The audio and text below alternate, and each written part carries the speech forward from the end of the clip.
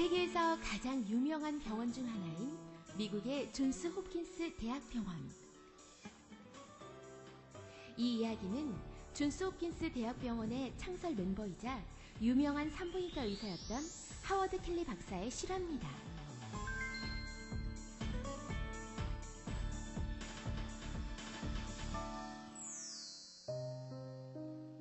1880년 미국 미시시피주. 가난한 고학생이었던 하워드 켈리는 학비를 벌기 위해 그날도 방문 판매에 나섰습니다. 하나라도 팔아야 할 텐데. 하루 종일 돌아다녔지만 하나도 팔지 못했던 하워드 켈리. 그는 지칠 대로 지쳐 배까지 고팠지만 음식 사 먹을 돈조차 없었습니다.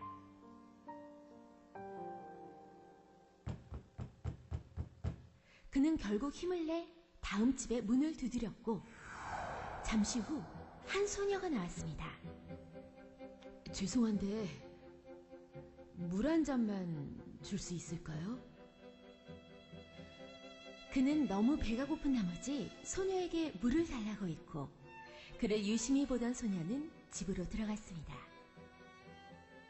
그리고 잠시 후 소녀가 가지고 나온 것은 우유 한 잔.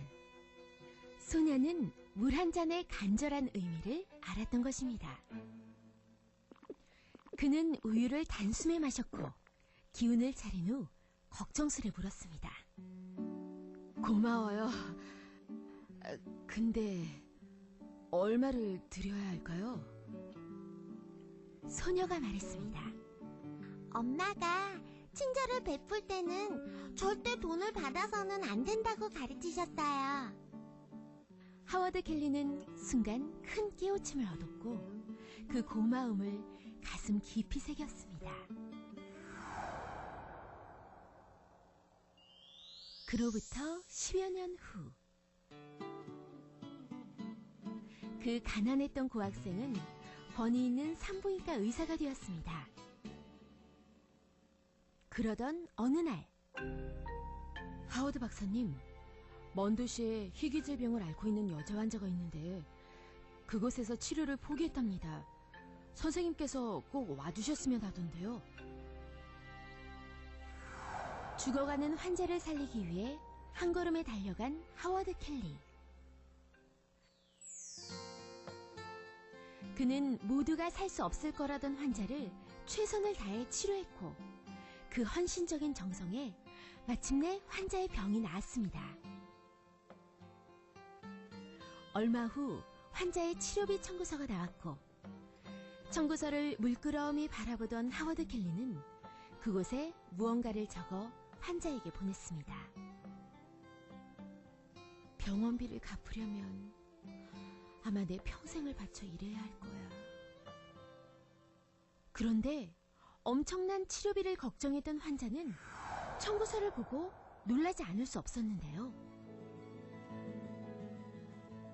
청구서에는 이렇게 적혀 있었던 것입니다.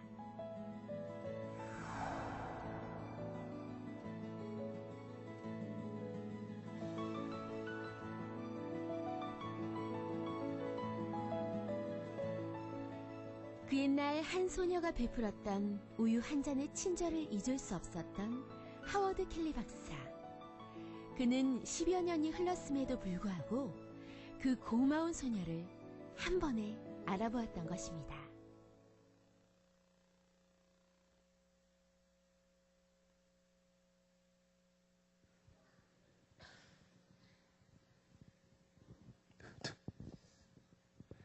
안녕하세요. 저는 연합교회 회장을 맡고 있는 박승규라고 합니다. 반갑습니다.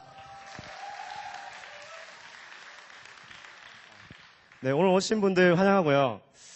저희 청년부에 재능 있는 사람들이 참 많이 있습니다. 그래서 그 재능을 가지고 짧은 공연을 준비했습니다.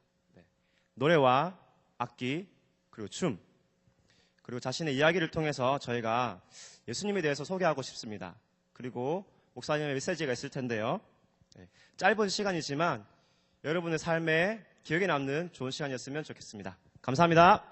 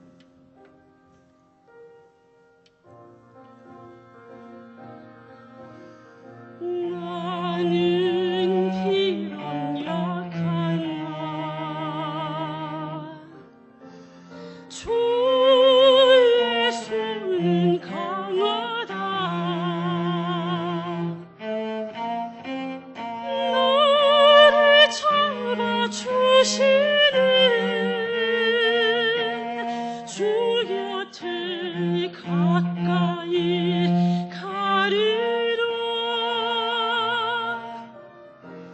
주님 곁에 가까이 날 가기 원하네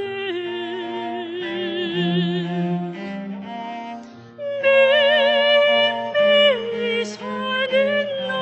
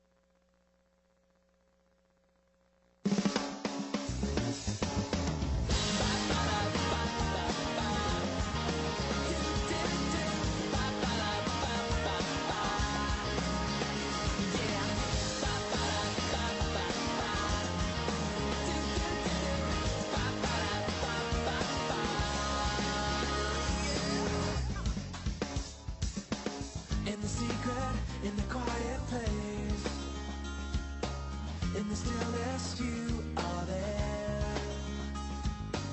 In the secret, in the quiet hour I wait only for you, 'cause I want to know you more.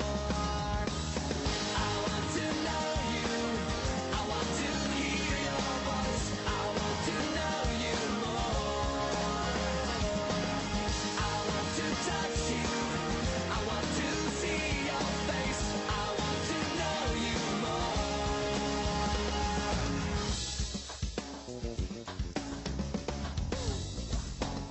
I'm reaching for the highest goal, that I might receive the prize. Pressing onward, pushing every hindrance aside, out of my way, 'cause I want to know you more. More and more. I want to know you, I want to hear your voice, I want to know you more. I want to touch you, I want to see your face, I want to know you more.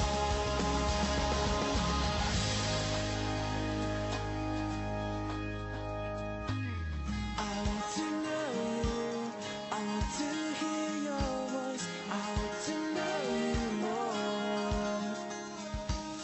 I want to touch you, I want to see your face, I want to know you more.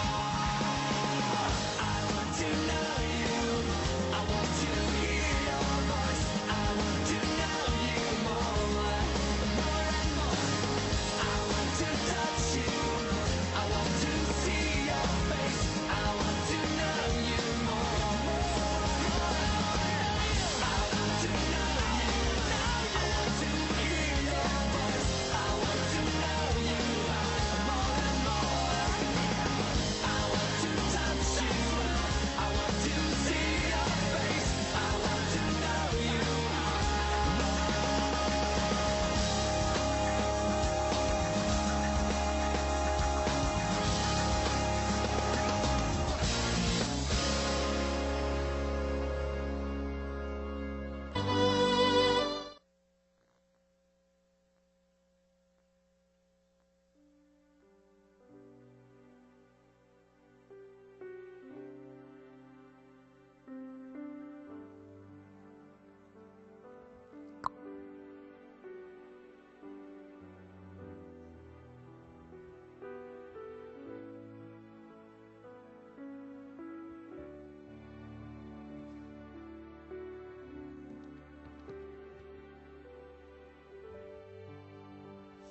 안녕하세요. 저는 20기 김재희입니다. 되게 떨리네요. 저는 오늘 제가 경험한 하나님의 은혜를 여러분에게 말씀드리기 위해서 이 자리에 섰습니다. 목소리가 떨린다. 지금 대학생들 많이 바쁘시죠? 공부해야 되는 걸로 알고 있는데 교회도 나와야 되고 목장 모임까지 나가야 되는 거 굉장히 부담된다는 거 저도 2013년에 경험해봐서 압니다. 저도 2013년에는 공부한다는 핑계로 2층에서 예배드리고 목장 모임은 가지도 않고 그렇게 바로 독서실에 가서 공부하고 매일 아침에 새벽에 첫 차 타고 독서실에 가서 막차 타고 집에 돌아와서 잠자고 다시 첫 차 타고 독서실 가는 그런 생활을 1년 정도 했는데요. 정말 누가 봐도 열심히 공부했습니다. 그런데 그 결과는 어떠했을까요? 최종 면접에서 불합격이었습니다. 정말 너무너무 힘들어서 책만 봐도 토할 것 같더라고요. 그 당시에는. 그래가지고 공부를 하지 말자 이렇게 해가지고 3월부터 6월까지 기간제로 일을 하고 그리고 7월에는 터키 비전 트립을 다녀왔고 또 제대로 공부를 시작한 거는 거의 8월경이었던 걸로 기억합니다. 8, 9, 10월 그렇게 3개월 열심히 공부하고 그리고 3월부터 저는 그러니까 2014년에는 계속 목장 모임을 열심히 나왔거든요. 이성복 목사님께서 기도의 동력자가 중요하다. 그런 말씀을 하신 거를 이제 마음에 담고 목장 모임을 통해서 힘든 일을 함께 나누고 즐거운 일도 나누고 그리고 서로 중보기도 해주면서 그렇게 지냈습니다. 순탄할 것 같았던 제 2014년은 11월에 무너지기 시작했습니다. 11월에 아버지께서 원래 간암이 있으셨는데 그게 급격히 악화가 되면서 아버지께 주어진 시간은 한 달 정도였습니다. 그때 제게 남은 시험 기간도 한 달이었습니다. 시험을 못 치러 갈 수 있는 상황도 충분히 되었습니다. 장례식이랑 시험 날짜가 겹칠 것이라고 가족들은 예상을 했습니다. 정말 울기도 많이 울었습니다. 은하 언니를 붙잡고 많이 울었습니다. 하나님은 저를 정말 극한의 상황으로 몰고 가셨던 걸로 기억합니다. 남들은 아버지의 죽음 하나만으로도 힘들어하고 시험 하나만으로도 힘들어하는데 저는 그 두 가지 일을 다 겪었거든요. 동시간에. 그래서 시험을 이제 포기하자는 생각도 많이 했는데 어떻게 아침에는 아버지 얼굴을 한번 뵙고 또 집에 와서 공부를 하고 또 잠을 들기 위해서는 아버지가 잘 지내셨는지 확인을 해야 잠을 들 수가 있었기 때문에 또 아버지를 뵙고 잠이 들고 그렇게 하다 보니까 저는 한 11월에는 3-4시간 정도밖에 공부를 못했던 것 같습니다. 남들은 그때 12시간, 14시간 이렇게 공부해서 합격을 하는데 3-4시간 공부하는 건 정말 힘들었습니다. 그렇게 지내다가 3주 지나니까 아버지께서 돌아가시더라고요. 그러고 나서 장례를 치르고 나니까 몸살이 오더라고요. 너무 힘들어서 한 2-3일 누워 있었던 것 같습니다. 그러고 나서 정신을 차리니까 시험이 일주일 남았더라고요. 정말 시험 치러 가기 싫었습니다. 한 것도 없는데 이대로 가서 내가 시험을 쳐봤고 뭐 하겠나 이 생각을 했는데 그때 기도하면서 묵상하면서 하나님이 제게 주신 말씀이 있었습니다. 여호수아 1장 9절 말씀 내가 내게 명령한 것이 아니냐 강하고 담대하라 두려워하지 말며 놀라지 말라 내가 너와 항상 함께 하리니 함께 하느니라 하시니라 이 말씀을 저한테 주셨거든요. 이 말씀 하나만 붙들고 시험 치러 그냥 갔습니다. 1차, 2차 시험 후에 저한테 주신 결과는 보건교사 중등 임용 수석 합격이었습니다.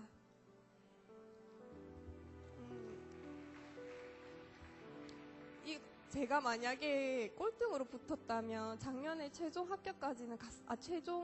면접까지는 갔으니까 이게 제 능력이다 생각했을 텐데 수석 합격이라는 거는 저한테 제 능력으로는 결코 얻을 수 없는 결과였기 때문에 저는 그것을 모두 하나님의 은혜로밖에 돌릴 수가 없었습니다. 그리고 저는 느꼈습니다. 제가 계획한 것이 아니라 제 계획대로 해달라고 기도하고 계속 하나님께 요구하는 것이 아니라 하나님이 주신 계획에 따라서 순종하고 자신이 주어진 어려운 환경에서도 최선을 다하면 하나님은 가장 크고 놀라우신 은혜를 저희에게 주신다는 것이었습니다. 여러분들도 힘들고 어려운 상황 속에 있으신 것으로 알고 있습니다. 그런데 하나님께 기도하고 순종하면서 견뎌내시면 하나님께서 큰 은혜 주실 것입니다. 그리고 마지막으로 저를 위해서 항상 기도해 주신 많은 분들과 이성복 목사님 그리고 1년 동안 저와 함께 기쁘고 슬픈 일을 함께 나누어 준 그리고 저를 위해 항상 기도해 준 우리 모원들 감사하고 사랑합니다.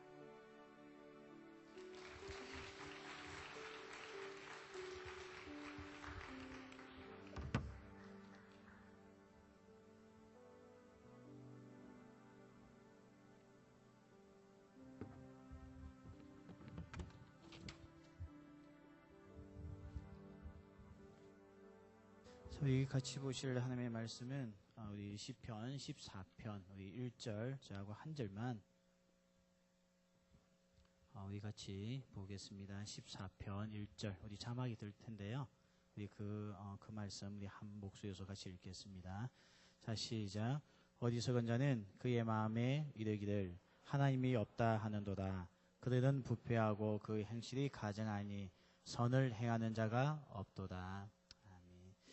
자, 여러분 만나서 반갑습니다. 이게 비가 많이 오면도 불구하고 오늘 이 자리에 나와주신 거 너무나 감사드립니다.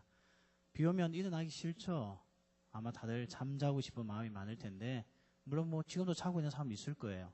그래도 그는 친구들과 달리 이 자리에 나와주셔서 너무 감사하고요. 또 친구의 약속을 지킬 수 있는 의리의 사람들이라는 것을 보고 또 여러분에게 큰 신뢰가 가기도 합니다.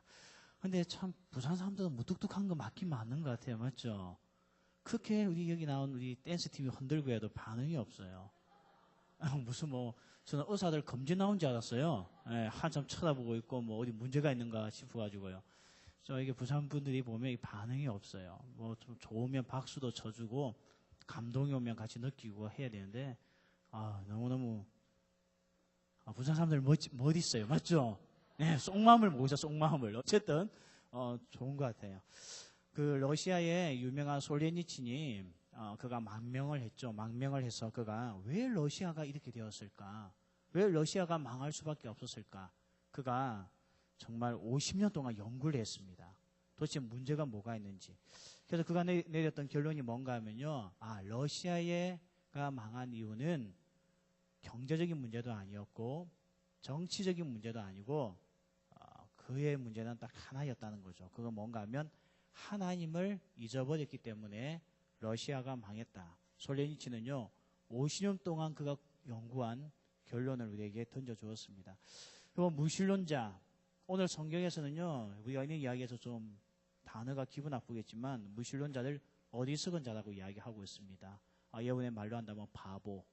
바보가 누구냐면 무신론자라는 거예요.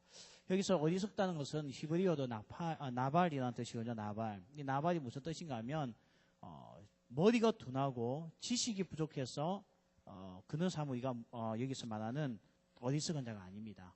여기서 말하는 어리석은 자는 뭔가 하면 이 나발이라는 뜻은 뭔가 하면요. 알고 있어요. 알고 있는데 의도적으로 모른 척 하는 겁니다. 왜냐하면 자기에게 도움이 안 되니까. 아마 여러분이 그렇게 생각하면 될 것 같아요. 우리 여기 아마 운전하는 우리 청년들이 좀 있겠죠. 아마 자가용을 좀 많이 가지고 있으니까요. 여러분 절대 그렇게 하면 안 되지만, 절대 그렇게 하면 안 되죠. 저도 그렇게 하면 안 되지만 가끔, 아주 가끔씩 우리가 그런 행동을 해요. 뭔가 하면 운전을 하다가 급히 유턴을 할 때가 있습니다. 절대 그러면 안 되죠. 맞죠? 불법하면 안 되지만. 그렇지만 가끔 어떻게 한다고요? 유턴을 해요. 여러분 유턴할 때 어떤 마음을 가집니까? 누가 없길 바랍니까? 누가 없길 바래요? 그렇죠. 경찰이 없길 바라죠. 저도 그 마음을 가지고 유턴을 합니다. 그래서 저는 유턴할 때에 신호를 보는 게 아니고 뭘 보느냐? 좌우를 살핍니다. 누굴 찾고 있죠? 그렇죠. 경찰이 있는지 없는지 살피죠. 이게 나발이다, 나발. 어리석은 짓을 하고 있는 거죠. 이게 바로 오늘 말하는 이 어리석은 자는 뜻인데요. 오늘 이 세상에 무신론자들이 있습니다. 아마 오늘 여기도 신이 어디 있어? 내가 오늘 친구 어디 때문에 나와줬지? 저 친구만 아니면 나는 이 자리에 올 사람이 아니야 하면서 자기 자신은 신을 절대 믿지 않는다고 생각하는 무신론자들이 있을 겁니다. 그런데 오늘 성경에서 그런 사람들은 의도적이라고 이야기해요. 왜냐하면 로마서 1장 20절에 보면 이런 말씀이 있거든요. 우리 한번 띄워주시겠습니까? 로마서 1장 20절. 우리 같이 한번 읽어보죠. 자, 시작. 창세로부터 그의 보이지 아니하는 것들, 곧 그의 영원하신 능력과 그들이 핑계하지 못할지니라. 오늘 로마서 1장에서는요, 이 사도 바울은 철학자거든요. 철학자였던 사도 바울이 어떤 이야기 하는가 하면, 이 세상에는요, 하나님이 계신 것을 부인할 자가 아무도 없을 만큼 이 만물, 자연계 안에 다 드러나 있다는 겁니다. 그러니까 하나님께서 자기를 숨기시고 너 나 믿어 안 믿어? 내가 있을까 없을까 말씀하지 않았다는 거예요. 하나님은 자기 자신을 우리에게 다 보여주셨고 이것은 교회를 다니나 다니지 않으나 다 알 수 있게끔 자신을 보여줬다는 겁니다. 이걸 계시라고 하죠. 계시. 자연 가운데 보여주셨다는 거죠. 여러분, 저는 미술 작품을 좋아할까요? 안 좋아할까요? 별로 안 좋아해요. 저는 뭐 고호가 뭐 하는 사람도 잘 모르겠고 그런 사람의 작품을 좋아도 저는 그 가치성을 잘 모르는 사람 중에 한 명입니다. 저는 왜 우리나라의 부자들이 돈만 벌면 다 미술관을 차리는지 모르겠어요. 물론 뭐 어두가 있다고 하대요. 세금을 피하기 위해서. 뭐 그런 전략적인 것도 있겠지만 이상하게 보니까 사람들이 보니까 미술 작품을 좋아해요. 여러분도 작품 좋아합니까? 미술 작품요? 제하고 수준이 비슷하죠? 그러니까 제가 지금 부담 없이 이야기하는 거예요. 저 별로 잘 몰라요. 종종 제자들이 목사님 우리 미술 작품 전시회 오세요. 갑니다. 그러나 제가 그것을 다 구경하는 데까지는 5분이면 충분해요. 그 애가 지켜보고 있으면 한 20분 걸리죠. 하나 보고 한참 멍 때리고 있죠. 그래서 우리는 뭐 봅니까? 꼭 그게 진짜인지 아닌지 만져보고 그러죠. 손대지 말래도. 저는 미술 잘 몰라요. 근데 그림을 좋아하시는 분들, 그거 오늘 혹시 그런 작품 활동을 하시는 분이 있다고 한다면 그림 한 폭에는 절대 작가의 얼굴이 들어가지 않습니다. 맞죠? 여러분 그림을 보았는데 그 그림에 작가 얼굴이 들어간 거 봤습니까? 셀카 외에는 없어요. 맞죠? 셀카 외에는 절대 자기 얼굴 넣지 않습니다. 근데도 우리는 그 작품을 보면 그 작품을 컴퓨터가 찍어낸 것도 아니고 저절로 만들어진 게 아니고 분명한 작가가 있던 걸 압니다. 그리고 미술 전공하는 사람들은 그 그림 한 폭을 보고 이 작가의 사상이 무엇인지 그 사람의 성향이 무엇인지 그림 한 편 가지고 기가 막히게 합니다. 속일 수 없는 사실이죠. 마찬가지예요. 오늘 하나님께서 살아계시면요. 우리가 살고 호흡하고 있는 이 세상 자연 만물 안에 하나님께서 만드신 이기 때문에 하나님의 얼굴을 나타내고 하나님이 등장하지는 않지만 이 자연 만물을 보면 하나님께서 창조자이시구나 하나님께서 만드신 자구나 하는 것을 알 수 있다는 겁니다. 한번 제가 예를 들어서 한번 생각해 볼까요? 우리 지구, 여러분 세계 지도를 딱 보면 어떤 마음이 드세요? 저는 세계 지도 볼 때마다 항상 계산한 게 있어요. 내가 몇 군데 가봤나 이거 세고 있어요. 아직도 보니까 제가 1000분의 1밖에 못 간 것 같아요. 아니야 100분의 1밖에 못 간 것 같아요. 다 가고 싶어요. 마음은요. 근데 이 지도를 딱 보고 있으면요. 여러분 바다가 넓습니까? 육지가 넓어요. 바다가 넓죠. 여러분 나이쯤 되면 이 정도 상식적으로 알잖아요. 맞죠? 정확하게 제가 이야기하면 바다는 3분의 1을 차지합니다. 그러면 육지는 얼마나 될까요? 그렇죠. 이제 이 정도 수준은 다 알더라고. 3분의 1이 돼요. 맞죠? 근데 보세요. 인구도 많고 사람들이 땅도 얻고 싶어 하면 하나님께서는 왜 바다를 3분의 1로 해주고 땅을 3분의 2로 해주지 않았을까요? 하나님이 바보일까요? 하나님이 무식해서 그렇게 만들었을까요? 알고 보니까요. 여러분 이 세상에서 온도의 변화에 가장 늦게 반응한 게 뭔가 하면 물입니다. 물. 물은 끓는데 시간이 걸리죠. 또 식을 때 어때요? 또 시간이 걸리죠. 근데 땅은요. 뜨거우면 금방 뜨거워지고 태양이 없어지면 금방 식어버립니다. 만약에 이 땅에 바다가 3분의 1이고 육지가 3분의 2가 되었다면 우리는 너무 큰 일교차 때문에 살지 못했을 거예요. 해가 없는 밤이 되면 추워서 못 견뎠을 거고 태양이 있는 낮이 되면 더워서 못 견뎠을 겁니다. 근데 이 바다가 그것을 조절해주고 있는 거죠. 이게 저절로 형성되었을까 이렇게요? 자연들이 모여서 회의했을까요? 살기 좋은 한번 지구촌 만들어보자. 땅은 3분의 1만 하고 바다는 3분의 2 하자. 그렇게 의논했을 때 되었겠습니까? 창조자가 있으니까 가능한 거죠. 설계자가 있으니까 가능한 거 아니겠습니까? 이거 별거 아닌 상식인데요. 많은 분들이 굉장히 신기하게 듣고 있네요. 피를 받아서 하나 더 하겠습니다. 사람들은 그렇게 이야기해요. 아니 보이지 않는 걸 어떻게 내가 믿냐고. 들리지 않는 걸 내가 어떻게 믿냐고. 그래서 사람들은요. 보고 들리는 것만 믿으려고 합니다. 그게 뭐 대부분 사람들 생각이죠. 과학주의니까. 여러분 침대도 과학이지 않습니까? 우리는 과학이 통하지 않으면 이해하지 못해요. 그러다 보니까 눈으로 보아야 되고 귀로 들어야지만 믿는 우리에게 속성이 있죠. 특징이 있습니다. 현대인의 특징. 근데 한번 보십시오. 이 세상의 모든 보이는 것들이 다 존재합니까? 우리 눈에 보이지 아니하는 것들이 있지만 존재하는 것도 있잖아요. 뭐 예를 들면 그런 게 있죠. 물체의 최소 단위가 뭐 파동이라고도 하고 입자라고 하는데 여러분 입자가 눈에 보입니까? 안 보입니까? 안 보여요. 그러면 이 작은 것이 보이지 않는다면 우리에게 큰 것이 보입니까? 우리는 겨우 달밖에 못 봐요. 태양밖에 못 봅니다. 그 이상을 우리가 보지 못하지 않습니까? 그만큼 우리의 눈은 제한적이에요. 그런데도 불구하고 입자가 안 보이니까 이 세상에 입자는 없다. 파동은 없다. 이 세상에 우주가 안 보이니까 우주에는 별이 없다. 말할 사람이 어디 있어요? 다 있다고 인정을 하잖아요. 보이지 않아도 우리는 있다고 인정을 한다는 겁니다. 정말 보세요. 우리 눈이 모든 것을 다 볼 수 있었다면 저는 오늘 여기에 있는 이렇게 잘생긴 우리 형제들과 이렇게 예쁘게 생긴 우리 자매들을 인정하지 못할 겁니다. 보니까 얼굴에 지금 박테리아가 장난이 아니에요. 지금 한번 악수도 하려고 손을 내미는데 이 자매가 보니까 손도 안 씻은 손이에요. 씻지도 않은 손이에요. 말이 이상하다. 씻지도 않은 손이에요. 맞죠? 여러분 어떻게 친구와 밥을 같이 먹겠습니까? 아무리 사랑하는 남녀라고 하지만 어떻게 앉아서 된장찌개를 같이 먹을 수가 있겠어요? 그 침에서 박테리아가 나온다고 생각해 보세요. 기생충이 나온다고 생각해 보세요. 무슨 사랑함이 생기겠어요? 근데 보여요? 안 보여요? 안 보여요. 사랑하면 더 안 보여요. 맞죠? 보이지 않으니까 우리가 같이 지낼 수가 있는 겁니다. 그래서요, 이 세상에는 보이지 않기 때문에 없다고 하는 사람은 바보예요, 바보. 어리석은 자죠. 또 한번 보십시오. 우리 귀에 모든 것이 다 들려야지만 믿겠다. 우리 귀가요, 모든 것을 다 들을 수 있으면요, 우리는 완전 미쳐버릴 겁니다. 여러분 다 똑똑하니까 제가 오늘 과학적인 이야기 하나 더 할게요. 태양 주위에 뭐가 돌고 있죠? 지구가 돌고 있죠. 알고 계시죠? 아직도 태양이 돈다고 생각하십니까? 그런 사람은 아직까지 16세기를 못 벗어나고 있는 사람이죠. 조상님이죠, 조상님. 아니, 거기다가 그런 사람은 없을 거예요. 태양 주위에 지구가 돌고 있습니다. 이게 돌고 있죠. 근데 이 도는 속도가 장난이 아닙니다. 이 소리가 얼마나 큰지요. 우리가 아마 이 소리를 듣고 나면 다 이 자리에 고막이 터져버릴 겁니다.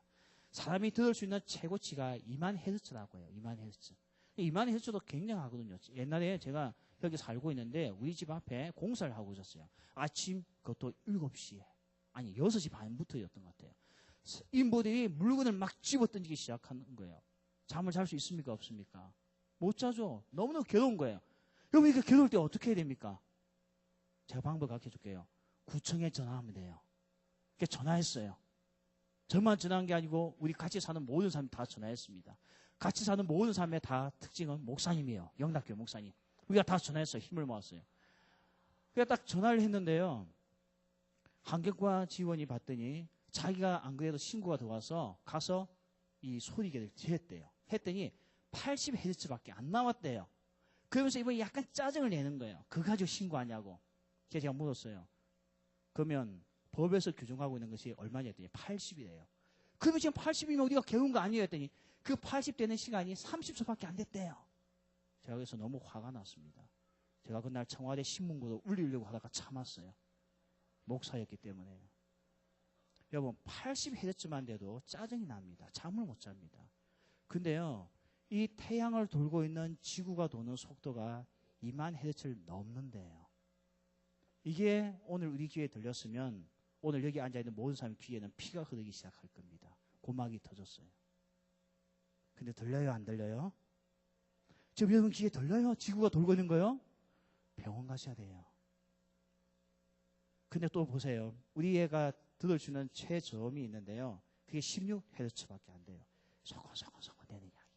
소곤소곤 되는 이야기. 근데 우리가 그 이야기를 듣는다 생각해 보세요. 여러분 지금도 아파트에 살고 있으면 층간의 소음, 그 옆집의 소음 괴롭죠 한 번씩요.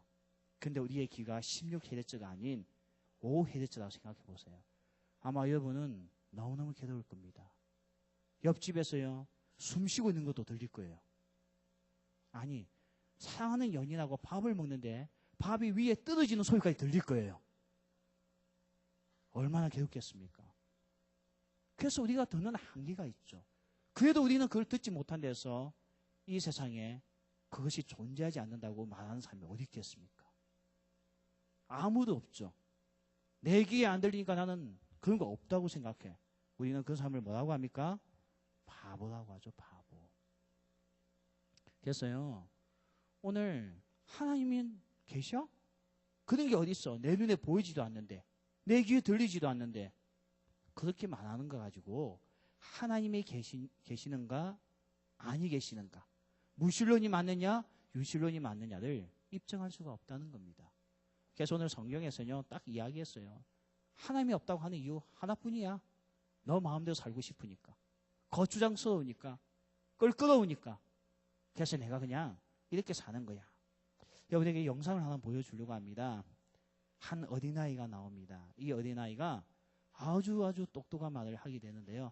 우리 그 영상을 한번 잠시 보겠습니다. Nun werde ich euch beweisen, dass Gott, wenn es ihn gibt, böse ist. Hat Gott alles, was existiert, erschaffen? Wenn Gott alles erschaffen hat, dann hat er auch das Böse geschaffen.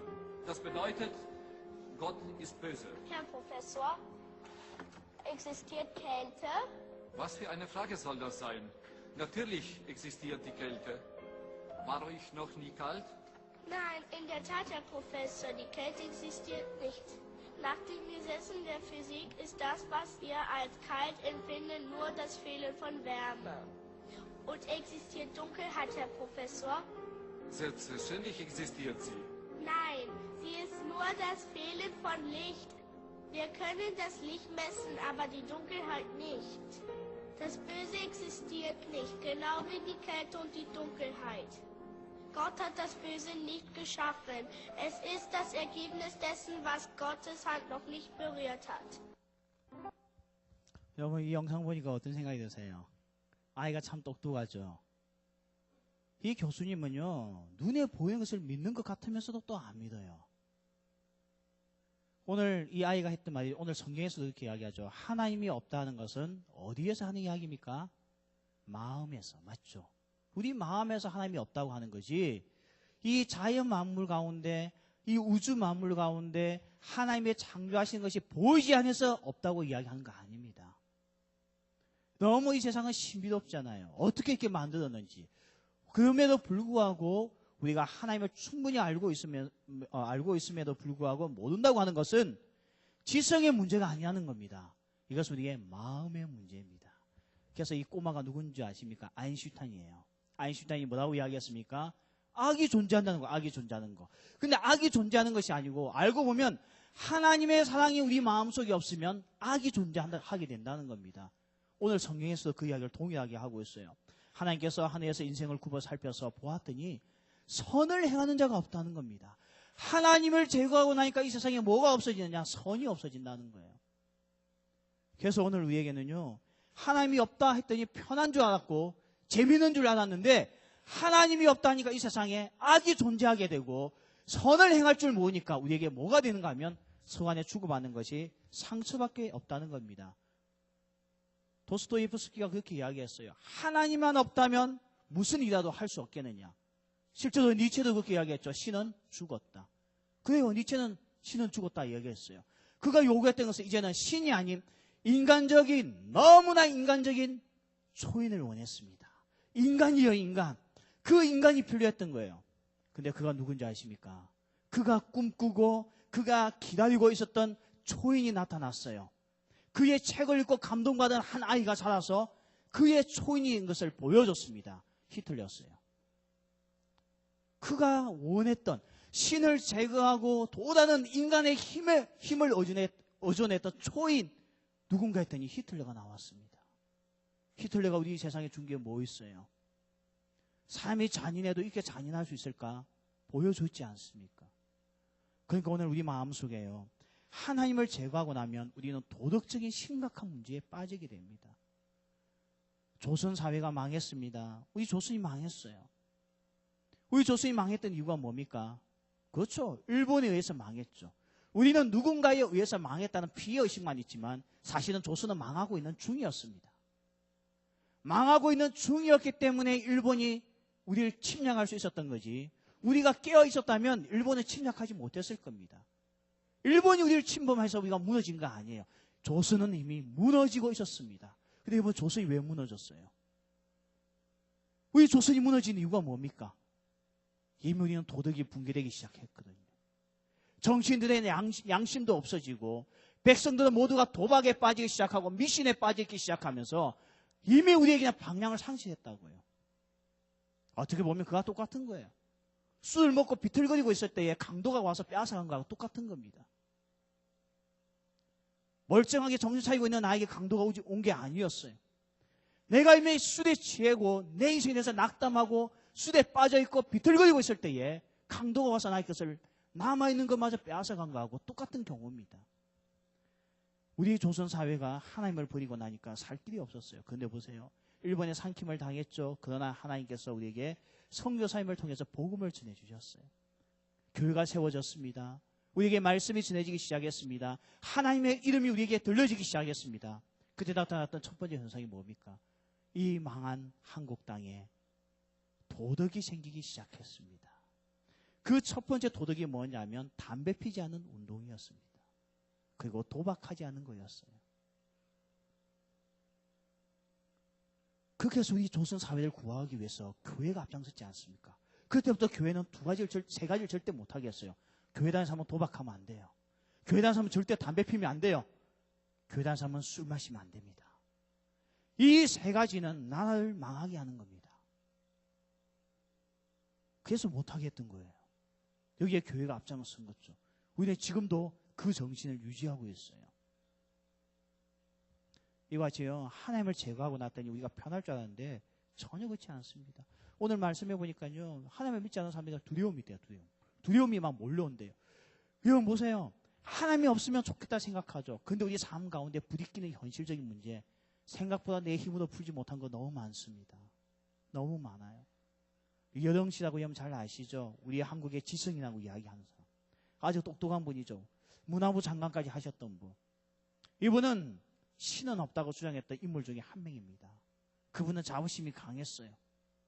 신은 인간이 만들어낸 작품일 뿐이라고. 근데요, 그분이 지성의 힘을 가지고 살아왔는데 그분에게 뜻하지 않은 일을 만나게 됩니다. 사랑하는 자기 딸 암에 걸리게 되죠. 그거 눈이 멀어지기 시작합니다. 그가 가지고 있던 그동안 한국의 석학이라고 자랑하는 여령 씨의 지식은 딸을 구원해내는데 아무 도움이 되지 않았습니다. 그때 여령 씨는 드디어 그가 어릴 때부터 들어왔던 하나님 앞에 무릎 꿇고 기도하기 시작합니다. 내 딸만 살려주신다면. 우리가요, 이 세상에 무신론, 신을 제거하고 나면 우리가 더 당당해지고 힘이 있을 것 같죠. 그렇지 않습니다. 우리에게는요, 불안과 두려움이 사라지지 않아요. 그 우리가 당하는 이 문제 앞에 해결책이 없습니다. 오히려 나에게요, 하나님이 계시다는 것, 하나님이 피난처가 되어 주신다는 것, 하나님께서 오늘도 나의 도움이 되어 주신다는 것이 우리 인생에 훨씬 복되다는 것을 기억하십시오. 세상에 도움 없이 산다는 것은요, 있을 수가 없습니다. 오늘 우리가 읽었던 말씀 7절에 보면 이런 말씀이 나와요. 이스라엘의 구원이 시온에서 나오기를 원하는도다. 이스라엘의 구원, 우리 삶의 구원이 어디서 나오냐? 시온에서. 이 시온은 예수님을 이야기합니다. 예수님에게서 나온다는 거예요. 근데 이 시제가 나온다는 시제가 미완료 시제입니다. 이게 뭘 이야기하냐면 계속적이라는 거예요. 예수님의 구원은 지금도 끊어지지 않았다는 거예요. 우리에게 지금도 이어지고 있다는 거예요. 그래서 이 삶 가운데 절망한 우리에게 예수님의 통하여서 하나님을 통하여서 우리는 다시 건짐을 받을 수 있는 기회가 있다는 겁니다. 우리나라하고 미국하고 법 제도가 좀 달라요. 여러분, 우리나라에서는 변호사가 되려면 어떻게 됩니까? 물론 이제 바로 변호사 되는 분들이 있어요. 맞죠? 근데 그렇지 않고 대부분 이제 파워가 있는 변호사는 이렇게 되죠. 검사나 판사를 하고 나서 은퇴하고 난 이후에 어디 갑니까? 변호사가 되죠. 그렇게 해야지만 한국 이 법조계에서는 힘을 써요. 그래서 한국은 무조건 판사와 검사가 되기 위해서 힘을 써야 됩니다. 처음부터 변호사 하면 사람들이 별로 안 좋아해요. 그런데 미국은 반대예요. 미국은 처음부터 판사, 검사가 되는 것이 아니고 변호사부터 무조건 시작해요. 하다가 변호사로서 실적이 좋고 능력이 인정되면 그 다음에 판사가 됩니다. 여러분, 어떤 법이 더 좋은 것 같아요? 어떤 제도가 더 좋은 것 같아요? 저는 후자가 더 좋은 것 같아요. 우리 박근혜 언니가 들으면 화내겠지만 저는 후자가 더 좋은 것 같아요.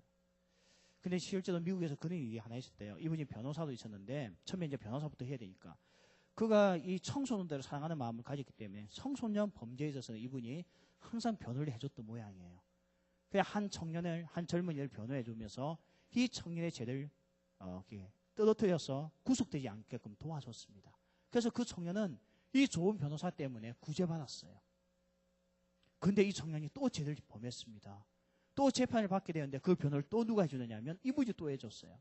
두 번째 구제받았습니다. 그나서 정신 차릴 줄 알았더니 또 죄를 범했습니다. 또 잡혀왔습니다. 근데 또 동일한 변호사가 이 사람을 변호해줬어요. 그래서 세 번째 이 사람은 또 구제받게 됩니다. 정말 좋은 변호사를 만났죠. 근데 이 변호사가 판사가 되었어요. 판사가 되었는데 어느 날 재판하기 위해서 딱 법정에 앉아있는데 한 청년이 재판받기 위해서 온 거예요. 누군가 봤더니 자기가 지난날 끊임없이 변호해줬던 그 청년이 이제는 살인죄를 범하고 그 자리에 서 있는 겁니다. 근데 이 재수가요, 이걸 보고 판사를 보는 순간 마음이 놓였어요. 왜요? 누굽니까? 너무나 잘 아는 판사님 맞죠? 자기를 3번이나 구제해줬던 판사였어요. 과거의 변호사였던 판사였어요. 그래서 이 청년은 기대했습니다. 내가 비록 사람을 죽여서 지금 사형죄에 해당하고 무기징역에 해당하겠지만 나를 너무나 좋아하고 날 잘 대해줬던 이분이 판사가 되었으니 분명히 나에게 좋은 판결이 나올 거야 기대했어요. 그런데 판사가 판결 내렸는데 사형을 선고했습니다. 이해가 안 됐어요. 지난날 그렇게 잘 도와주는 분이 왜 갑자기 판사가 되더니 그렇게 합니까? 이 변호사가 어떻게 이야기한지 아십니까? 내가 변호사도 있을 때 해야 할 일은 살려주는 거예요. 그러나 재판관이 되고 판사가 되면 뭐합니까? 정의를 행하는 겁니다. 오늘 우리 예수님은요, 이 땅에 2번 오셨습니다. 2번 오십니다. 한 번은 이미 오셨죠. 왜 오셨습니까? 우리의 죄의 문제를 변호해 주기 위해서 오셨어요. 여러분과 나를 살려주기 위해서 오셨다고요. 근데 예수님이 한 번 더 오실 거예요. 그때는 무엇으로 오는가 하면 변호사도 오지 않습니다. 판사도 오십니다. 그때는 우리가 살아왔던 삶 그대로 심판하십니다. 그때는 우리에게 더 이상 변명이 없는 거예요. 오늘 시온에서 나오는 이 구원은 지금 우리에게 계속해서 이어지고 있습니다. 그래서 오늘 여러분이 이 말씀을 듣고 있는 거예요. 오늘도 우리에게 이 무신론을 주장하고 이 세상을 내 힘으로 살겠다고 하는 우리들에게 살 수 있는 길이 있는 거예요. 근데 이 길이 항상 열려 있는 거 아닙니다. 예수께서 2번째 다시 오실 때는 그때는 변호사가 아닌 심판자로서 판사로서 우리를 판결하기 때문에 그때는 우리가 살 길이 없다는 거예요. 여러분, 붕어가 물고기입니까? 아닙니까? 물고기죠. 그러면 금붕어는 뭐예요? 금붕어도 물고기죠. 붕어와 금붕어의 차이점이 뭐예요? 앞에 금자가 붙고 안 붙고 차이죠. 근데 영어도 금붕어를 뭐라고 합니까? 골드피쉬라고 해요. 맞죠? 골드가 붙어요. 골드가. 사실은 금색 아닌데 맞죠? 금색에서 벌써 이제 다 벗겼을 거 아니에요. 붉은색 계통이잖아요. 근데 보세요. 사람들이 붕어는 찜도 해 먹고 구워 먹기도 하고 탕도 해 먹어요. 붕어탕, 붕어찜, 붕어구이 해 먹어요. 근데 여러분, 금붕어 찜 먹은 사람 보셨습니까? 지금도 전 세계에서 먹지 않은 물고기 중에 하나가 금붕어입니다. 어떤 한 꼬마가 10대 꼬마가 금붕어를 입에 삼키는 것을 유튜브에 올렸습니다. 그랬더니 수많은 사람들이 보고 밑에 댓글을 달았습니다. 댓글의 내용은 이겁니다. 미친년. 붕어를 먹는 것은 미친 사람 아닙니다. 근데 이상하게 금붕어를 먹으면 미친놈이 되는 거예요. 야만인이 되는 거예요. 혹시 여기 금붕어 드신 분이 있습니까? 자기 집에 있는 어항 속에 있는 거 끄집어내서 먹는 사람. 없잖아요. 누가 금붕어를 먹기 위해서 키운 사람이 어디 있습니까? 그대가 키우고 있습니까? 아니죠. 저도 금붕어를 6년 동안 키워봤어요. 저는 그놈들 먹지도 않았습니다.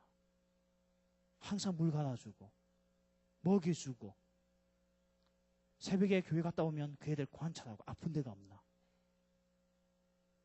금붕어란 이유 때문에 오늘도 찜이 되고 탕이 되고 구이가 되는 붕어하고는 너무 차이가 나요. 이게 신분의 차이입니다. 내가 하나님의 자녀가 된 거하고요, 자녀가 안 된 것 차이가 이거예요. 우리 똑같은 사람이잖아. 맞죠? 다 똑같이 눈이 두 개 생기고 교회 다닌다고 세 개 되는 거 아닙니다. 교회 다닌다고 없는 쌍꺼풀이 생기는 거 아니에요. 그는 미신을 믿지 마세요. 다 똑같아 위하고요. 근데도 붕어가 금붕어도 붕어까지만 금붕어이기 때문에 어항 속에서 키워지는 것 때문에 함부로 그의 생명을 손대지 않듯이요. 내가 하나님의 자녀란 것 때문에 이 세상에 어느 누구도 우리를 손대지 않는다는 겁니다. 얼마 전에 서울대학교 입학식이 있었습니다. 뭐 여러분하고 우리하고 아무 관계없는 입학식이죠. 그냥 입학식을 하구나 생각하면 돼요. 3월달 되면. 근데 그게 보니까요. 여러분도 잘 알고 있는 김난도 교수님이 나와서 입학식 때 연설을 했더라고요. 본인이 표현하기를 너무 영광이래요. 사실 젊은 교수가 입학식에서 한마디 하기가 쉽지가 않잖아요. 서울대학교에 얼마나 유명한 교수님들이 많은데.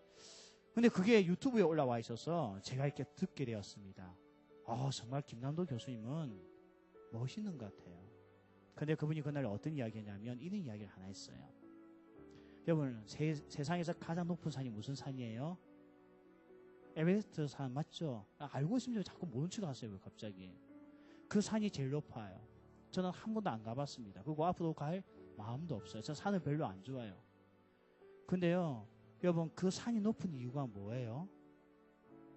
그 산이 높은 이유가 뭐예요? 왜 세계에서 최고 높은 산이 되었습니까? 그 이유는 히말라야 산맥 위에 있기 때문에 높아진 거예요. 아마 우리 백두산이요.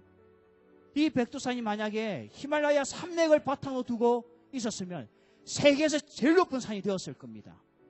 근데 히말라야 산맥은 한국 땅에 없습니다. 여러분, 한라산도 그렇게 낮은 산은 아니에요. 천왕봉도 그렇게 낮은 산은 아닙니다. 지리산도 맞죠? 근데 소백 산맥을 두고 있기 때문에 세계에서 제일 높은 산이 못 되는 겁니다. 근데 에베레스트 이 산은요, 히말라야 산맥을 두고 있으니까 세계에서 제일 높은 산이 된 거예요.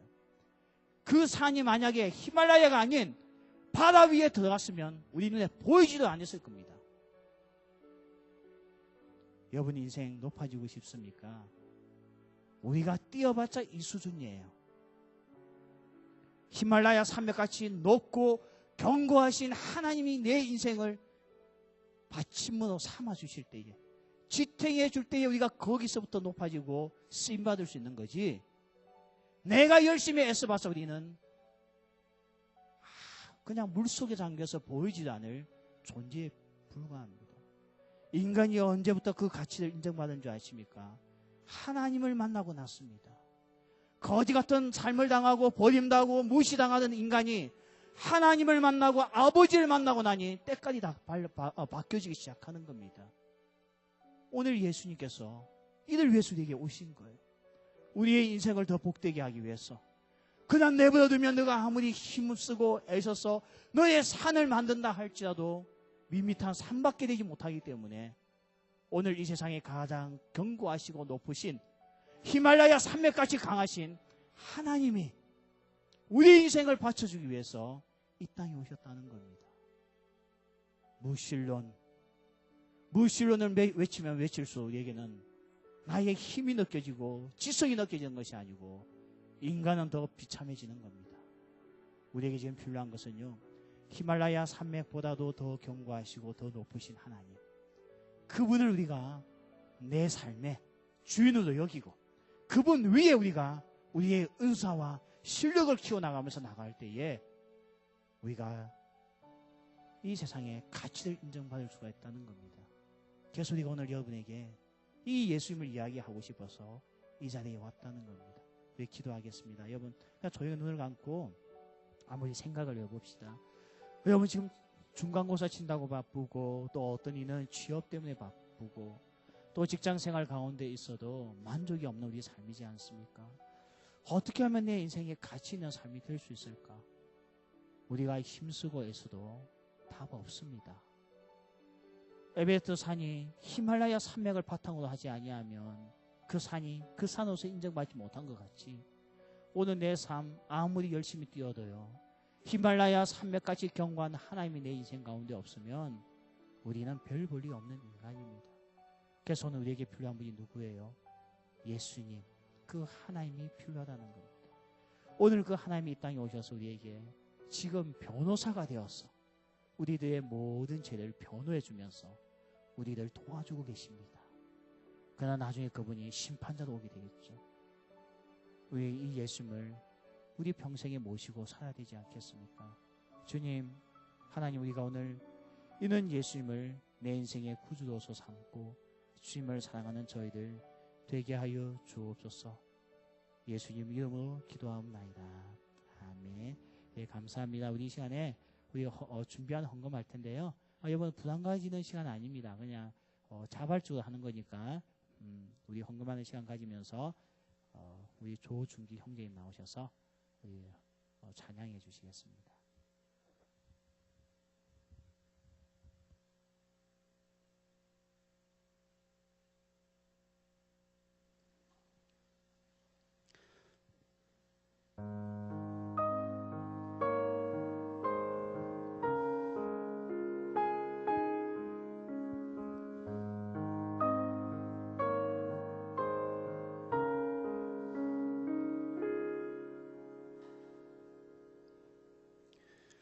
주는 길이요 진리요 생명 되신 하나님 여호와 하나님이라.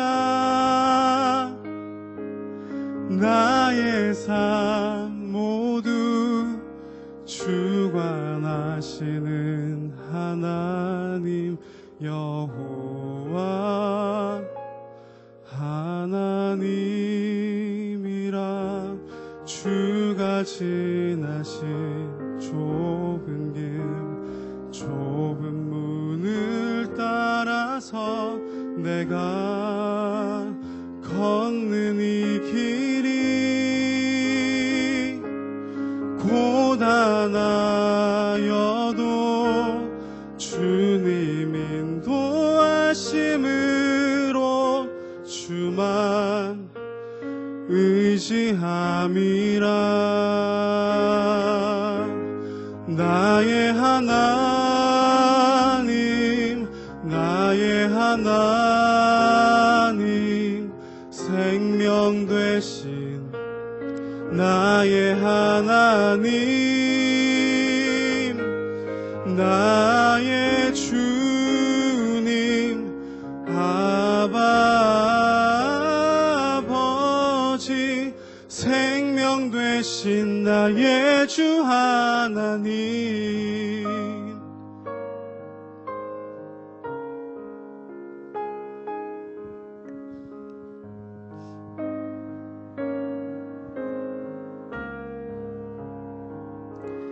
주는 길이요 진리요 생명 되신 하나님 여호와 하나님이라.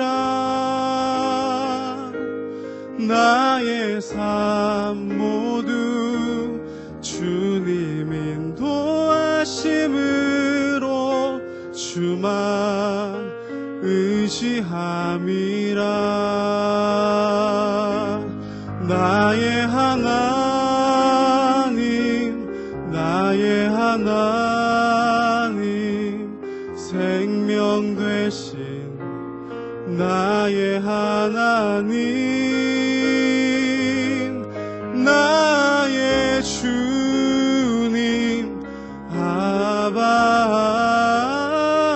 아버지 생명 되신 나의 주 하나님 생명 되신 나의 주 하나님.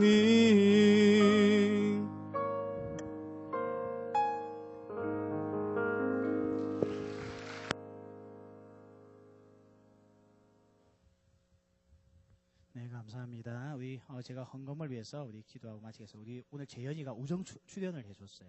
고마워요. 그래요. 네, 기도하겠습니다. 하나님 너무나 감사합니다. 하나님이 날 사랑하사 우리에게 베풀어 주셨던 모든 것들, 우리에게 생명 주시고 꿈을 가지게 하시고 주님을 사랑하게 해주신 모든 것들 감사하는 가운데 이 예물 바쳤습니다. 우리 오늘 처음 우리 모든 형제 자매들 정말 오늘 이 말씀이 그들 가슴 속에 남게 하시고 또한 예수를 믿는 은혜가 있게 하여 주옵소서. 주 예수 그리스도의 은혜와 하나님의 사랑과 성령의 교통하심이 오늘도 정말 말씀을 듣고 그 예수를 나의 구주 내 삶의 주인으로서 여기도 다지만은 우리 사랑하는 모든 형제 자매들 머리 위에 지금부터 영원까지 함께 있을지어다. 아멘.